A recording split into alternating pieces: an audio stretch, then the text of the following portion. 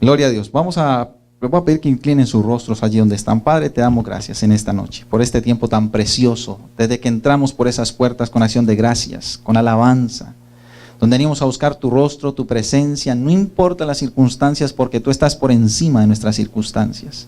Pero también reconocemos que en este lugar necesitamos de la guianza de tu Santo Espíritu para abrir una palabra que es santa, que es perfecta, que ha sido inspirada por obra y gracia de tu Santo Espíritu. Danos de la dirección, de la revelación, y que nuestros corazones sean tierra fértil para que tu palabra se escriba en nosotros y poder declarar como está escrito. Que a través de esta enseñanza no solamente seamos oidores, sino también hacedores de las cosas de tu reino. Te lo pedimos en el nombre de Jesús y en el poder de tu Santo Espíritu. Y la iglesia dice, amén. Gloria a Dios. Cuando el pastor me pidió o me dio la bendición y el privilegio de poderles compartir una palabra, pues obviamente que lo que uno primero hace siempre es una responsabilidad, es un privilegio, pero buscar la presencia de Dios, porque es la palabra que tiene que hablar a través del Espíritu Santo, no el hombre. Amén. Y entonces le decía al Señor, bueno, ¿cuál es la palabra que tú quieres que compartamos, que se pueda traer a la congregación para este día jueves y poder bendecir a los hermanos? Y quiero decirles que esta palabra en mi vida ha hecho rema, porque una cosa es logos, que ustedes saben que es el estudio, pero otra cosa es el rema. Y el cristiano tiene que estar claro en algo, que nosotros recibimos es remas, amén. Porque el rema verdaderamente es el que se escribe en nuestro corazón, el rema es el que marca nuestras vidas, el rema es lo que viene del Espíritu Santo para enseñarte a caminar, para guiarte y para ser cada día mejor en las manos de Dios, amén. El logo usted lo escucha y se olvida. El logo usted lo aprende y lo guarda en un diploma, usted lo guarda en un reconocimiento, usted lo guarda en un título, pero el rema va todos los días con usted. Por eso Dios le dijo aún al pueblo de Israel desde el principio, en esta palabra tú meditarás de día y de noche, a la salida y a la entrada, a tus hijos y a los hijos de tus hijos, porque le dijo, esta palabra se va a escribir en tu corazón, la vas a atar en tu cuello y va a ser el estilo de vida que tú tienes que adoptar. Amén. Por eso nosotros tenemos el plan de vida de salvación que se llama Jesucristo, nosotros tenemos la verdad que es Jesucristo y nosotros tenemos la palabra que nos enseña cada día a caminar en ella. Amén.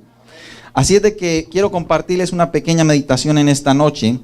Y para empezar en esta meditación, voy a empezar en un momento que para mí es sublime, un momento importante en la historia, un momento que cambia la historia de la humanidad. No solamente el día en que Jesucristo vino a la tierra y nació, como vamos a celebrar muchas congregaciones ahorita el 24 del fiesta de nacimiento de Jesucristo para recordarla, pero también el momento en el cual cuando Jesucristo entrega su vida por nosotros en la cruz del Calvario, derrama su sangre, también resucita al tercer día, pero hay un momento sublime que es la ascensión. Yo no sé si usted lo ha pensado, no sé si usted lo ha estudiado, pero hermanos, ese es el cumplimiento de grandes bendiciones, porque tenía que cumplirse la palabra, que Jesucristo iba a ser resucitado por obra y gracia del Espíritu Santo, por el poder, y que al tercer día, cuando Él resucitara, se iba a presentar a los discípulos, iba a estar con ellos un tiempo, pero después tenía que ascender. Porque si no, entonces el Espíritu Santo no estaría con nosotros. Y Él dijo, es necesario que yo me vaya para que con ustedes quede un consolador. Para mí ese momento es glorioso porque no se ha visto en otra parte de la historia en el cual los hombres como nosotros, en aquel tiempo los discípulos, están parados en un lugar y ven ascender a Jesucristo y es llevado en las nubes. Y entonces es tan glorioso ese momento que ningún otro hombre lo ha visto. Después de eso no se ha visto en la historia. Amén, estamos acá. Para mí es glorioso y por eso es que hay parte del libro de los Hechos. Ustedes saben que la historia de los Hechos es donde está el inicio de la iglesia. Hay parte de la historia de nosotros como iglesia y entonces nosotros tenemos que tomar la parte de los Hechos para poder entender el cumplimiento a través del Espíritu Santo cuando llegamos y recibimos al Espíritu Santo. Antes del libro de los Hechos no se conocía mucho del Espíritu Santo y no nos vamos a meter en ese tema hoy porque no vengo a dar clases completas. Pero vaya conmigo usted y yo en esta noche a Hechos capítulo 1. Desde ahí vamos a empezar. Les voy a dar una pequeña recorrido del libro, de la palabra en el libro de los Hechos, acerca de 4 principios que les quiero compartir a ustedes. Usted se sitúa en Hechos capítulo 1 y desde ahí vamos a empezar esta pequeña meditación en la noche. Y déjeme decirle una cosa, en el medida que vamos a avanzar un poco en el primero y segundo capítulo de los Hechos, yo le voy a hablar de 4 principios que usted como cristiano los debería de tomar. Yo no vengo a entregar doctrina, porque para eso están los pastores de la congregación, pero sí les vengo a hablar de principios.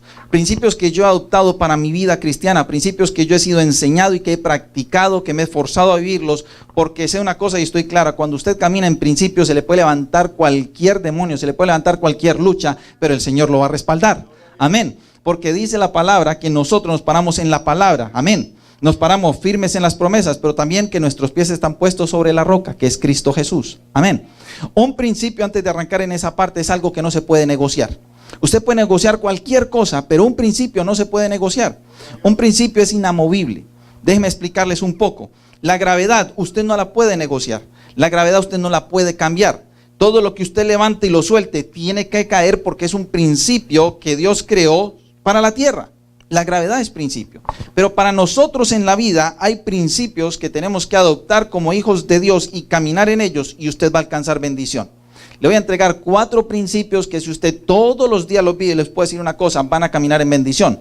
Muchos dirán, pastor, entonces van a ir los problemas. No le estoy diciendo que se van a ir los problemas. Pastor, entonces voy a tener más dinero. No le estoy diciendo que va a tener más dinero, porque si algo predico yo, es que yo no predico en la doctrina de la prosperidad.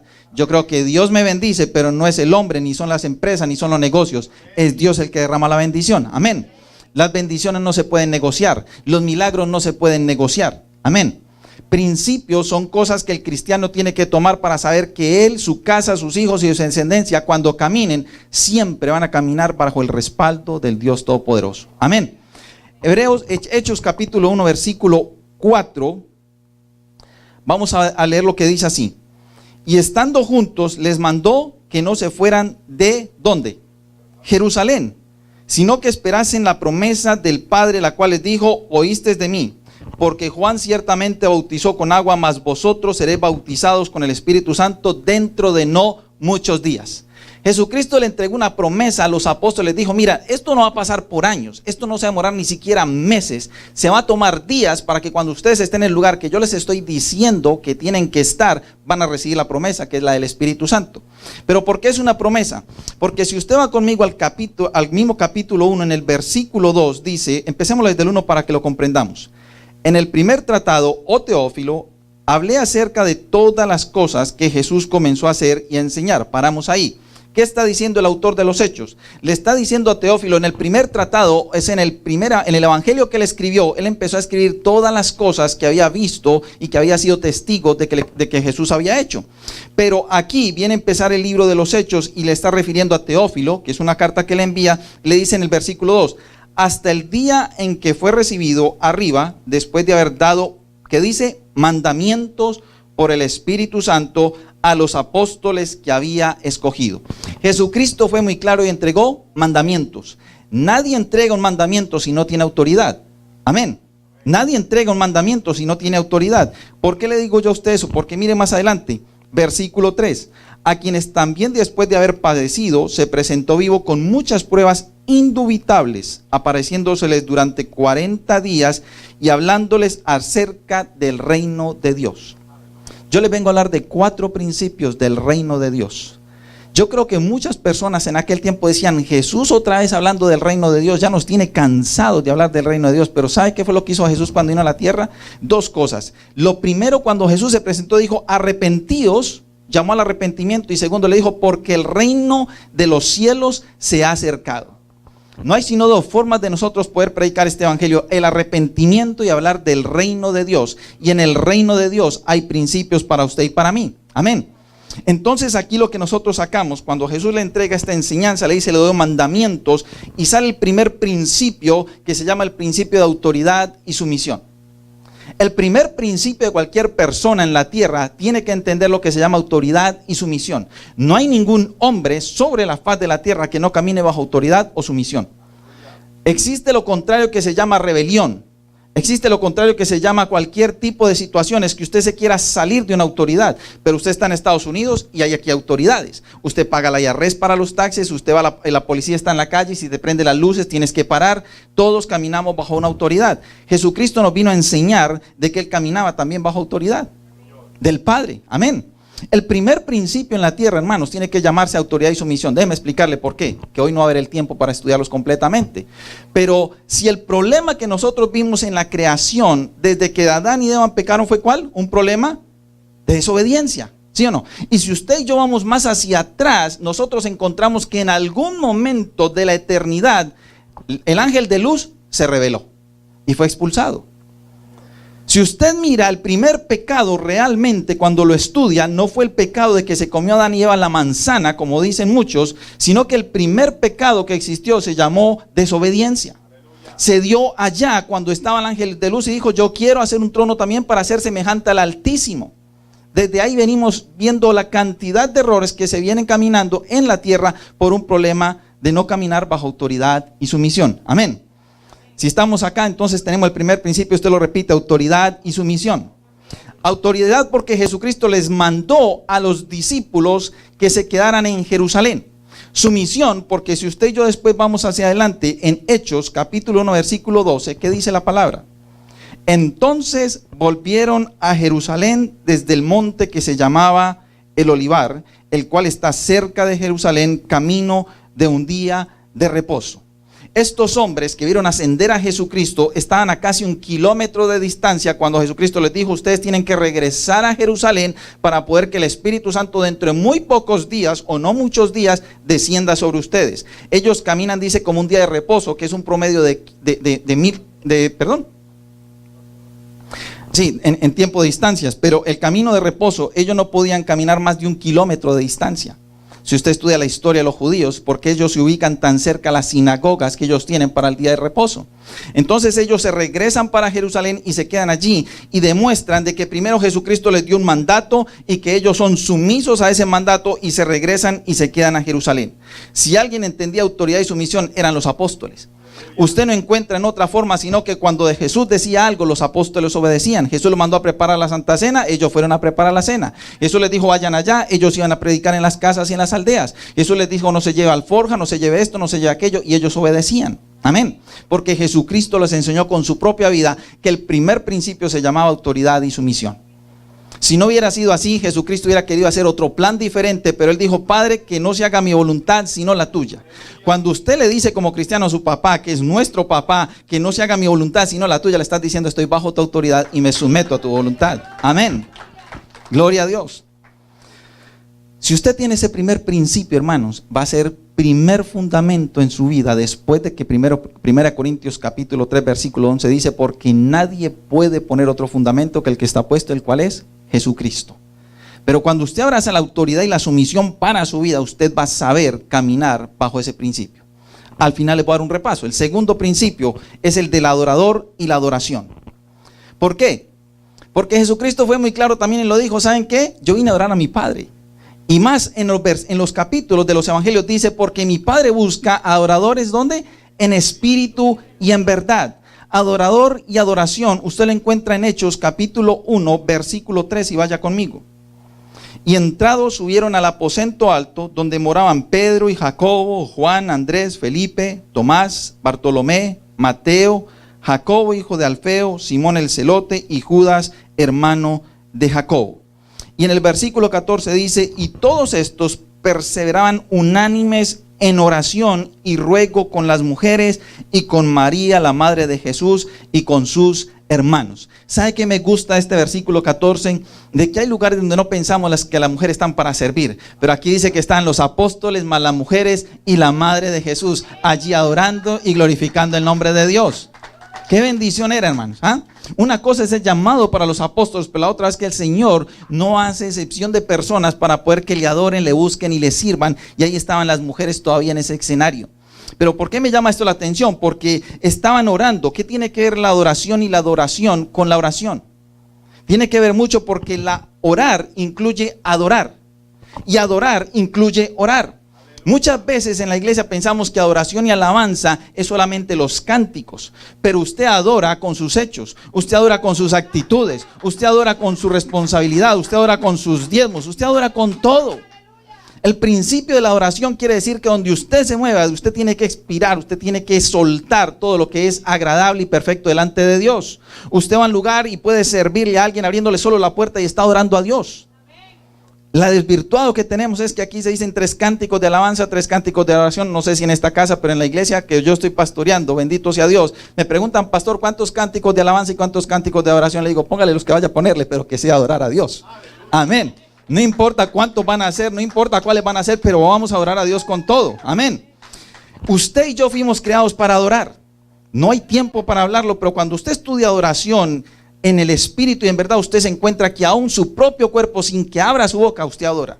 Su corazón palpita y emite sonidos. Usted respira y emite sonidos. ¿Cómo no? A mí me gusta, cuando yo me quiero poner en un lugar a concentrar, voy a abrir un poquito mi corazón, yo me coloco unos taponcitos de esos de avión y yo escucho mi propio corazón palpitando. Y esa es mi música, y ahí empiezo. La adoración que usted y yo tenemos es en todo momento y en todo lugar. Un bebé desde que está el vientre de la madre está adorando. Hay sonido en ese lugar, si no, ¿por qué entonces le ponen el aparatico y escuchan el corazoncito y el movimiento y el agua? ¿Sí o no? Qué precioso ese sonido. Yo lo acabo de escuchar hace poco con el trabajo que le hicieron en el examen a mi hija menor, que está próxima a tener bebé. Usted escucha el universo y usted escucha sonido en el universo. Dios es un Dios que creó la alabanza y la adoración desde el principio. Desde el principio existen sonidos de alabanza y adoración para nuestro Padre. Y por eso es que me gusta que aún en la oración tiene que haber alabanza y adoración. Cuando usted busca la oración en su cámara secreta, usted entonar cánticos. Cuando usted va en el carro, usted entona cánticos. Cuando usted llega a la iglesia, usted entona cánticos. ¿Sabían ustedes que los salmos no se leen, sino que se cantan? El pueblo de Israel canta con salmos, con alabanza, con salterio, con decacordio. Qué bendición era. Yo me imagino David en ese tiempo dando tremendos tiempos de adoración solo con un arpa y ovejas. Y nosotros necesitamos cantidad de instrumentos. La alabanza y la adoración no es el cántico, es lo que usted hace para el Señor. Amén. ¿Lo creemos? ¿Por qué estaban ellos orando? Porque estaban esperando la venida de una promesa. ¿Cuánto no estamos expectantes cuando Dios nos da una promesa? Yo he recibido promesas y el Señor me dice, te voy a bendecir en esto, te voy a bendecir en aquello. Y no la veo todavía, pero yo espero y estoy expectante que la promesa va a venir. Amén. Ellos estaban así porque nunca lo habían experimentado. Solo tenían una referencia que le dijo el maestro, vayan a Jerusalén, obedézcanme a mí, sométanse a la promesa y esperen la promesa. Pero no sabían cómo iba a llegar. Sabían que el Espíritu Santo los iba a llenar, pero no sabía cómo iba a pasar. ¿Cuánto nos gusta este tipo de promesas? Qué aburridor es cuando uno ya sepa que viene en la caja el regalo. Pero qué bendición es cuando uno sabe que recibe un regalo y no sabe qué hay adentro. ¿Sí o no? Qué bendición es eso. A mí me gustan los regalos que no sepa qué hay adentro.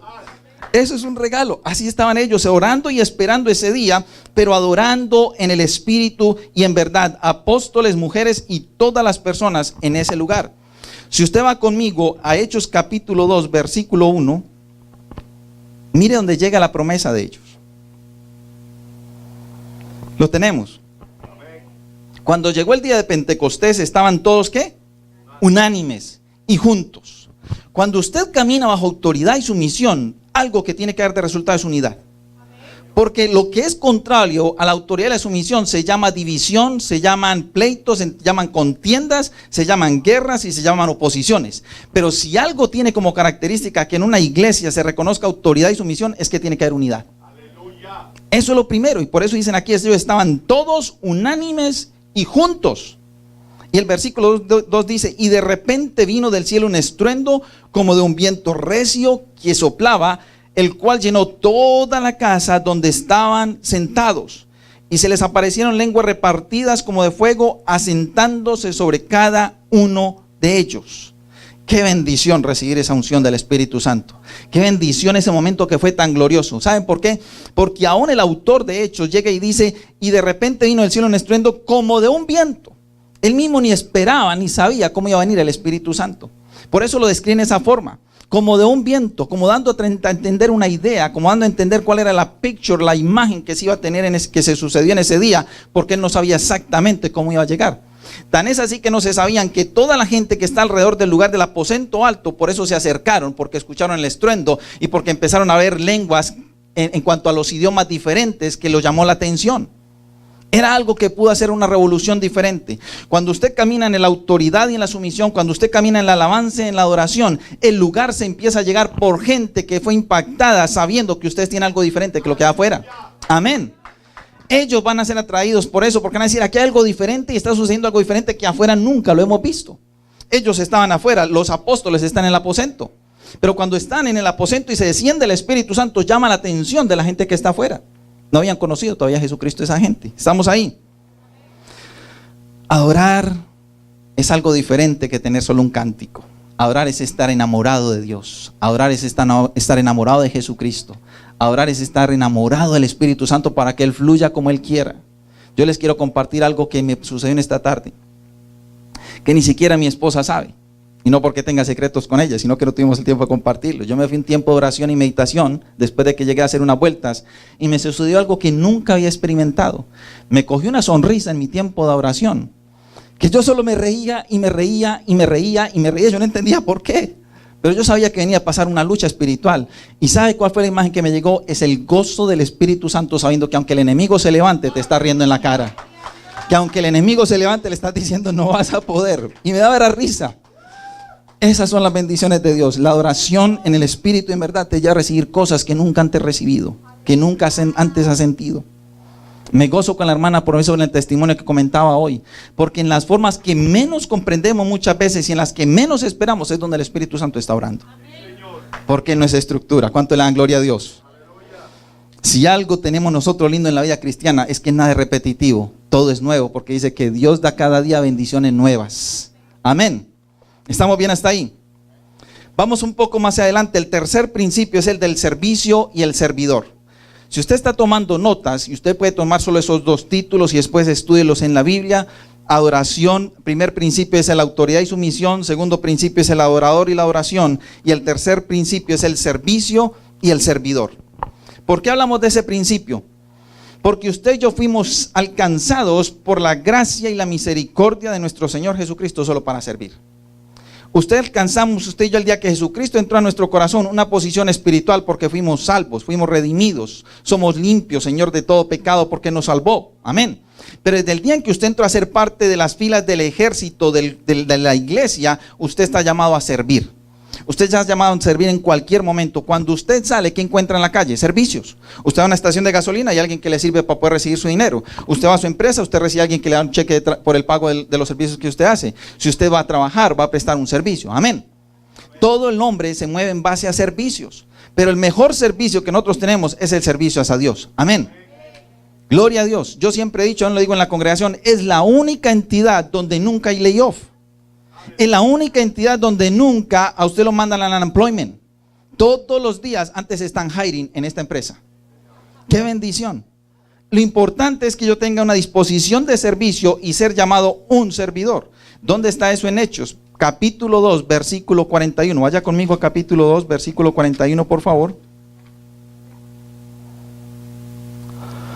Y déjeme, yo le resumo todos esos versículos anteriores. Desciende el Espíritu Santo, llena a la gente que está en el aposento alto, ven las lenguas y aquellos empiezan a aglomerarse porque están atónitos mirando cómo es que esta gente habla el idioma que nosotros hablamos que ellos nunca sabían. Eso es el bautismo del Espíritu Santo. Yo no sé cómo le pasó, yo puedo testificarlo. El día en que recibí el bautismo del Espíritu Santo ya empieza a hablar una lengua que no sabía. Pero la persona que está ese día invitada, ministrando en ese lugar, era un judío mesiánico y me dijo, mira, ¿sabes qué? Tú cuando recibiste el bautismo del Espíritu Santo estabas hablando hebreo. Y yo jamás lejos estaba de aprender de escuchar hebreo. Así pude entender que el día en que descendió allí el Espíritu Santo, toda esa gente se aglomeró y empezó a escuchar esas lenguas y fueron ellos también llamados a la atención, y por eso es que Pedro tuvo la oportunidad de predicarles del Evangelio de Jesucristo.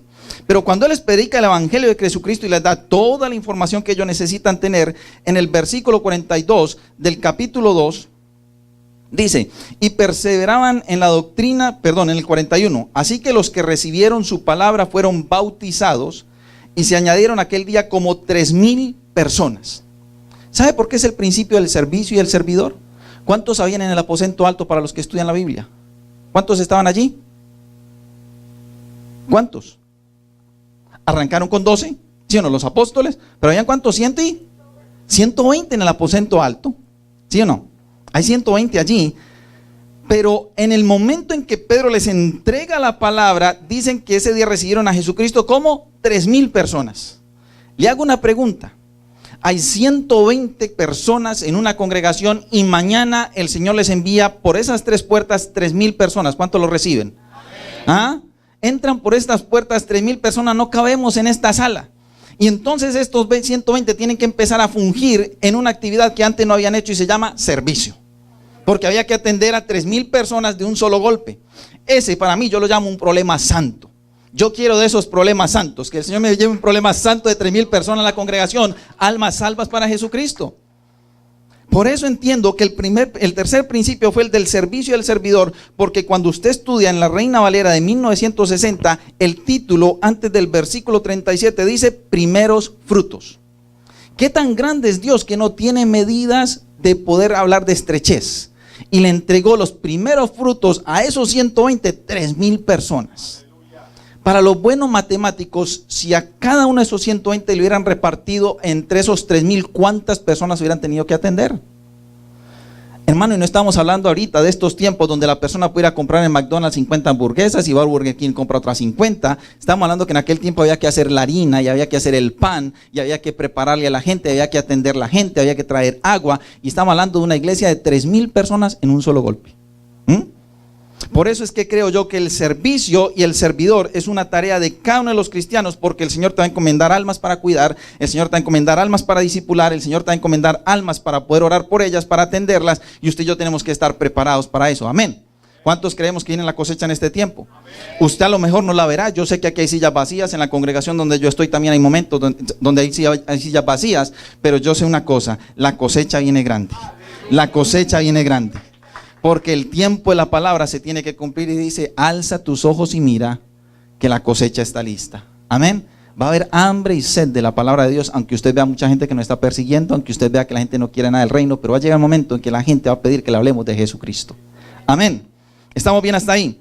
Por eso creo entonces que el servicio del servidor fue una tarea desde el principio de que Dios le entregó al hombre. Porque el mismo Jesucristo mismo que dijo, yo no vine a que me sirvan, yo vine a servir. Amén. Pero también Jesucristo en la palabra y en los evangelios y en todas partes hablan acerca del servicio, al punto que usted escucha, el que quiera ser el mayor, ¿qué tiene que ser? Servidor, porque va a ser menor. Amén. El que quiera en realidad caminar en el reino de los cielos sabe que está llamado a servir y no solamente a recibir. Amén. ¿Vamos bien hasta ahí? Cuarto principio, relaciones interpersonales. En este lugar sucede. Ya ustedes los distingo, yo distingo un poco más a los pastores, pero los vine a conocer apenas hace meses, ¿sí o no? Pero tenemos que tener una relación interpersonal. En la iglesia se mueven las relaciones interpersonales, ¿sí o no? Usted sale afuera, y aunque suene redundante, afuera hay relaciones interpersonales. Usted interactúa con el de la gas station, usted interactúa con el compañero de su trabajo, usted interactúa con la persona que lo contrató a hacer un trabajo. Siempre hay relaciones interpersonales porque Dios nos creó con un propósito también importantísimo, que es relacionarnos los unos con los otros. Amén. Si no hubiera sido así, Dios hubiera hecho un plan diferente. Desde el principio en Génesis, cuando Adán está allí colocándole el nombre a todos los animales y no hay ayuda idónea para él, que dice, yo estoy solo. Y llega Dios y le dice, yo le hago una ayuda idónea. Y le levanta una Eva. Amén. Y desde ahí empieza a interactuar. ¿Usted se imagina cómo era la comunicación antes con Adán? Poniéndole el nombre al chimpancé, poniéndole el nombre a la cebra y él solo hablando. Pero llega Dios y después le entrega la ayuda idónea. Desde eso empiezan las relaciones interpersonales entre seres humanos. Después de ahí ya sale todo lo que es la descendencia, sale todo lo que es la población hasta el día de hoy. Y siempre el hombre ha necesitado relacionarse con otros. Socialmente hablando, el hombre no es capaz de vivir solo. Cuando habla hombre es hombre y mujer. No puede hablar, no puede vivir solo.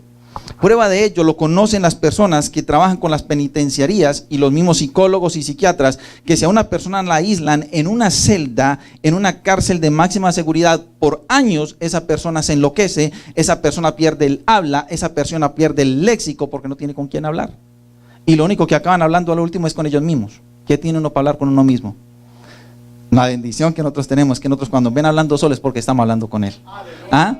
¿No le pasa a usted en el carro que de pronto usted está, Señor Padre, te bendigo, te alabo, te adoro, te exalto, glorifico tu nombre? Y mira para la otra persona toda asustada. Y manejando. Llamen al 911. Relaciones interpersonales es otro principio, porque si es algo difícil de manejar en la congregación, no sé aquí, les estoy hablando donde yo he podido estar, donde yo he podido compartir, son las relaciones interpersonales. Amén. Y más en países donde sabemos que venimos de diferentes países, de diferentes culturas, de diferentes tradiciones, y uno empieza hasta a manejar su léxico, porque la palabra que yo utilizo en mi país puede ser ofensiva en otro país.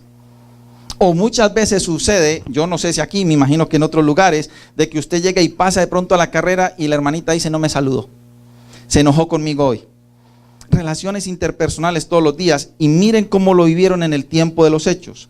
Vamos a Hechos capítulo 2, versículos 43. Están allí cerca, ustedes los tienen. Amén. Y dice la palabra, y sobrevino temor a toda persona, y muchas maravillas y señales eran hechas ¿por quién? Por los apóstoles. Y en el 44 dice, todos los que habían creído estaban, ¿qué otra vez? Juntos, y tenían en común todas las cosas, Pero qué bendición lo que sigue. Y vendían sus propiedades, sus bienes, y lo repartían a todos según la necesidad de cada uno. Y perseverando, ¿qué dice otra vez? Unánimes cada día en el templo, y partiendo el pan en las casas, comían juntos con alegría y sencillez de corazón, alabando a Dios y teniendo favor con todo el pueblo. Y el Señor añadía cada día a la iglesia los que habían de ser salvos. Hermano, qué tiempo tan precioso ese, ¿ah? ¿Cuántos queremos vivir ese tiempo de los hechos? Ese tiempo donde decían, y todos estaban juntos, y todos estaban unánimes, y compartían el pan los unos con los otros, y aún en ellos perseveraban en oración, vendían lo que tenían y lo repartían de acuerdo a las necesidades. Pero hay una pregunta que yo tengo para la Biblia, que a lo mejor usted la ha estudiado, pero ¿cómo es que en esta porción dice, en el versículo 46, cada día en el templo? ¿Cuál templo se refiere? ¿Cuál tiempo se refiere? Estamos hablando con gente que era judía, ¿sí o no? ¿A dónde iban los judíos? A la sinagoga. Pero podrían, eso es una pregunta que tenemos, ¿pudieron haber ido esos 3,000 nuevos creyentes a la sinagoga a hablar de Jesucristo cuando ahí están los sacerdotes? Yo no creo. Entonces, aún desde este tiempo yo me doy cuenta que ellos, viendo la necesidad, dijeron, vamos a hacer un templo, vamos a compartir los alimentos, y por eso nosotros tenemos hoy templo, llamamos congregación, porque el objetivo de nosotros tenemos es adorar a Dios, compartir los unos con nosotros, estar unánimes, estar juntos, glorificando el nombre del Señor. Amén. Esos son relaciones interpersonales que se ven desde el principio. Pero ¿qué más profundo encuentra uno allí? Fue tanto el poder del Espíritu Santo y el hambre y la sed de la palabra de estas personas por Jesucristo, que vendían lo que tenían y lo compartían con todos los de la iglesia. Qué difícil que le dijeran, no, el Señor de pronto, vende tu casa para que ya mañana y compartir con la iglesia. Y uno dice, Señor, si eres tú. Hay momentos que son difíciles, pero volver a vivir este tiempo de los hechos, nosotros encontramos que la unidad era algo importantísima para las buenas relaciones interpersonales. Usted no tiene una buena relación interpersonal si no tiene unidad. Usted no tiene una buena relación interpersonal si usted no está unánime en el lugar donde usted está siendo parte. Amén. Yo no quiero entrar en situaciones de la iglesia porque no las conozco, pero sí les puedo decir una cosa por la Iglesia Universal de Cristo. Si algo hay que guardar en la iglesia de Jesucristo es la unidad. Si algo hay que guardar en este momento es la hermandad. Amén. ¿Cuánto lo creen? Porque lo contrario a eso y que hace daño se llama la cizaña. Si hace algo hace daño, se llama el chisme. Si algo hace daño, se llama el comentario, porque eso no está en el plan de Dios. Cuando yo estudié la historia de la iglesia primitiva, que hay gente que no le gusta que le llame así, pero así se llamaba, la iglesia primitiva, si algo tenía en común todos estos dos primeros capítulos, es que hace énfasis en la unidad y en estar juntos. Unidad, estar juntos, y en la oración y en el compartir los panes que tenían ellos en aquel tiempo. Amén. Tenemos que estar siempre reconociendo y recordando de que esa iglesia que Jesucristo murió por ella en la cruz del Calvario y que se levantó desde el capítulo primero de los Hechos hacia adelante, es la iglesia que nosotros tenemos que reflejar en este tiempo. Amén. Por eso usted y yo estamos llamados, y en esta parte sí los quiero animar, a levantarnos contra toda artimaña del enemigo que quiera traer cizaña a la iglesia de Jesucristo. Contra toda artimaña del enemigo que quiera traer división porque no está en el plan de Dios. Contra toda artimaña del enemigo que se quiera levantar contra autoridades y no estén sumisos. Porque si algo busca las tinieblas es buscar que las personas no caminen bajo autoridad. Amén. Es más fácil, muchas veces las personas dicen hacer el mal que hacer el bien. Es más fácil darle la vuelta al gobierno, es más fácil darle la vuelta a la policía, es más fácil darle la vuelta al pastor que sujetarnos a las autoridades que Dios ha puesto. Porque dice la palabra que ninguna autoridad no ha sido puesta si no fuera por Dios. Amén. Si usted quiere caminar una vida de bendición, usted acepta y adopta estos principios, y le aseguro que aunque se levanten las tinieblas, Dios lo va a sostener. Que aunque se levante la guerra espiritual, Dios le va a dar la victoria. ¿Saben por qué? Porque lo que Él va a mirar es de que usted camina conforme a su palabra, que usted camina conforme a la voluntad de Dios, y hermano, de ahí no lo va a mover nadie. He pasado tiempos de pruebas, he pasado tiempos de dificultades como muchos de ustedes, pero sé una cosa y he estado claro en mis pocos años de que cuando me he parado en estos principios pueden haber ventarrones, vendavales, huracanes, y Dios no me va a dejar mover de la piedra donde estoy parado, porque Jesucristo es mi roca firme. Amén. Y Él dice, si te paras en mi palabra, si tú te paras en mis principios, nada te va a tocar. ¿Lo creemos? ¿Lo recibimos? Quiero ser muy claro en este primer principio para terminar. Sumisión es diferente a subyugar. Sumisión es diferente a subyugar. Sumisión es reconocer una autoridad. Sumisión es saber que esa persona está en autoridad y que yo la pueda apoyar, que yo le pueda aceptar, que yo la pueda animar, que yo le pueda trabajar junto con ella. Es diferente a subyugar, porque en el reino de los cielos no se camina por subyugar, sino por amor a las almas. Amén. ¿Cuánto lo creemos? Yo quiero terminar en esta noche y muchas veces dirán, pastor, ¿usted por qué trajo esa palabra? Porque antes de conocer esta palabra a mí me costó. Antes de conocer esta palabra y colocarla en práctica, yo me choqué, yo me golpeé, yo hice errores, yo cometí errores. Pero cuando conocí esta palabra aprendí una cosa. De que si yo vivo en esos principios, hermanos, yo no les puedo decir que soy millonario. Quisiera hacerlo para servir más en las obras. Pero cuando conocí estos principios, aprendí una cosa. En mi vida he visto batallas, he visto luchas, he visto guerras y dificultades. He visto que el enemigo se levanta arreciando contra mi vida. Pero Dios me ha sostenido y me ha ayudado porque siempre he caminado en estos principios. Cuando he llegado a una casa y glorifico el nombre del Señor, le hablo con cosas vivenciales porque el que predica lo tiene que vivir. Cuando llego a una casa reconozco quién es la autoridad de la casa. Me sujeto a la autoridad de la casa. Y reconozco que esa persona fue puesta por Dios. Y que la debo bendecir, la debo amar, la debo apreciar, debo orar por esa persona, porque pagan precios fuertes, pagan precios grandes, con tal de que las ovejas sean atendidas. Así es de que yo lo quiero animar a usted en esta noche. Cualquier hermano que usted en la congregación siempre dígale, bendiga a los líderes y las autoridades de esta casa, porque caminan bajo autoridad, y cuando usted camina bajo autoridad va a haber bendición. Las tinieblas no se podrán levantar contra la división cuando usted reconoce autoridad. Y cuando usted se somete, o sea, la sumisión a esa autoridad, hermanos, usted va a vivir la palabra que dice que lo guardan como bajo las alas. Qué duro es caminar fuera de una autoridad. Qué duro es uno levantarse contra una autoridad. Yo quisiera enseñarle a usted más, de pronto con más detalles.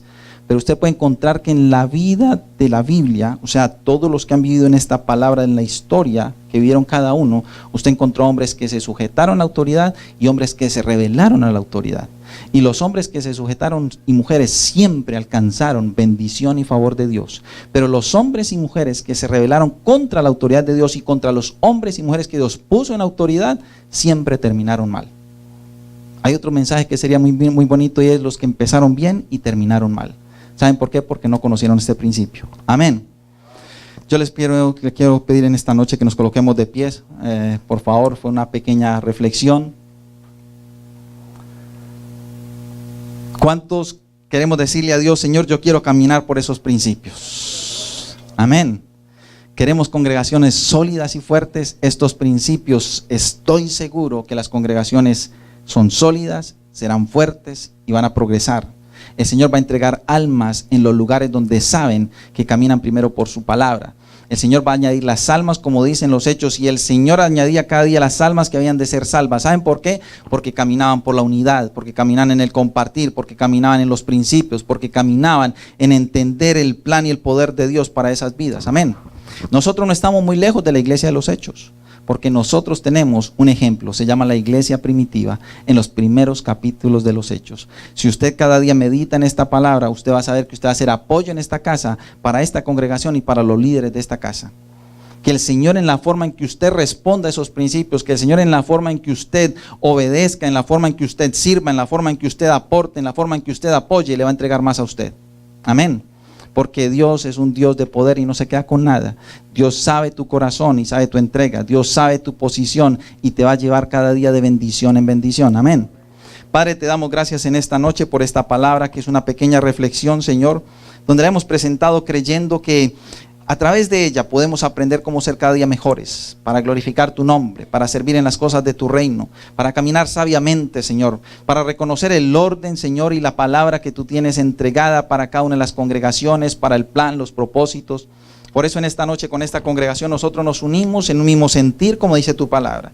Nos unimos porque estamos unánimes, juntos, en un mismo sentir, en un mismo corazón, creyendo, Dios Todopoderoso, que en este tiempo, en esta hora, en esta casa, tu gloria se derrama.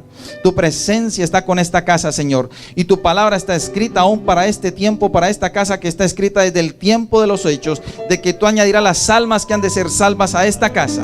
Que aún las sillas vacías, Señor, que están allí todavía, tú conoces el nombre de cada persona, sus situaciones, sus familias, sus necesidades. Pero que nosotros queremos decirte como congregación, Padre, aquí está la unidad en Cristo Jesús. Aquí estamos la iglesia de Jesucristo. Aquí estamos a la parte del cuerpo de Cristo para poder caminar en tu plan y en tu propósito. Te pedimos en el nombre de Jesús de Nazaret que todos mis hermanos y mis hermanas caminen en los principios de tu reino, caminen en predicar la palabra de tu reino, caminen, Señor, en testificar de las grandezas de tu reino, y tú te encargas y te encargarás de añadir las almas que han de ser salvas cada día en esta congregación. Padre, bajo la autoridad del ministerio, en el nombre de Jesús, bendigo a cada hombre y mujer que tiene un privilegio en servir en las cosas de tu reino en esta casa. A cada hombre y mujer, Señor, que tienen esa bendición, que son llamados siervos, servidores de esta casa, para que tú los bendigas con la unción de tu Santo Espíritu, para que tú les des palabra de revelación, de ciencia, de conocimiento, de entendimiento, sabiduría, Padre.